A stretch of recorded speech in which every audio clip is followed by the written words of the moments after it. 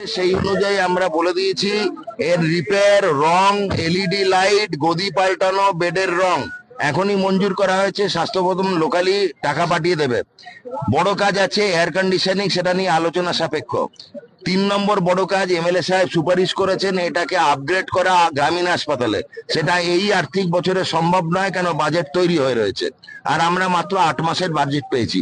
পরের বার সামনের বছর ফেব্রুয়ারি মাসে আমি বিধায়ককে বলা আছে, বিধায়ক সাহেব আরেকবার সুপারিশটা জমা দেবেন, আমরা ওটা আপগ্রেডেশনের কথা তখন ভাববো। তখন রেফার কমবে। কেন এমনি পিপিএইচসি লেভেলে সার্জেন, গাইনিকোলজিস্ট, অ্যানেস্থেটিস্ট আসে না, ওটা গ্রামীণ হাসপাতালে। সেগুলো করেছি।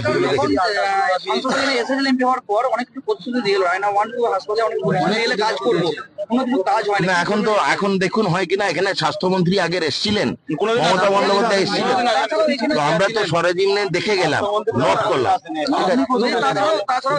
না, আবারও আসবো, এটা আমার পরিবার, আমার দায়িত্ব। এখনই না, পরের বার আমরা ভাববো সুপার স্পেশাল।